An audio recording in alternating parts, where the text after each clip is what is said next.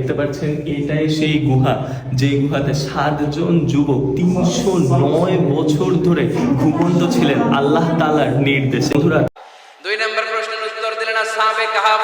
7 জন যুবক আল্লাহর জমিনে আল্লাহর দ্বীনকে বাস্তবায়নের জন্য গুহার ভেতরে যে ঘুমিয়ে পড়েছে 309 বছর পরে তাদেরকে জাগিয়ে দিয়েছে কে?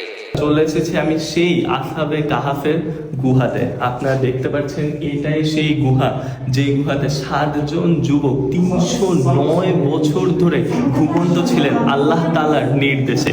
সেই রাখালের কুকুরও এসে ওনাদের সাথে ছিল। তো আপনি দেখতে পারবেন এই জায়গাটাতে আমাদের কোরআন শরীফে বর্ণিত করা আছে যে এভাবে কুকুর এসে বসে তার পা রেখেছিল। তো মানুষকার লোকরা বলে যে এইখানে নাকি সেই 7 জন যুবক এবং কুকুরের যে হাড্ডি ওইটা নাকি এখন পর্যন্ত রেখে দেওয়া আছে। এটা এখানকার লোকেরা, এখানকার গাইডরা বলে। বন্ধুরা, ঠিক এই জায়গাতে সেই আসহাবে কাহাফের 7 জন যুবক ঘুমিয়েছিল মহান রব্বুল আলামিনের নির্দেশে। এবং এই জায়গার বর্ণনা কিন্তু আমাদের কোরআন শরীফে দেওয়া হয়েছে, এবং আমাদের কোরআন শরীফের সূরা কাহাফ এই জায়গা নিয়ে লেখা হয়েছে। এবং এই জায়গার যে বর্ণনাটা দেওয়া হয়েছে একদম হুবহু মিলে যায় কোরআন শরীফের বর্ণনার সাথে। এই জায়গাটি আমি আপনাদেরকে দেখাই কিভাবে মিলে।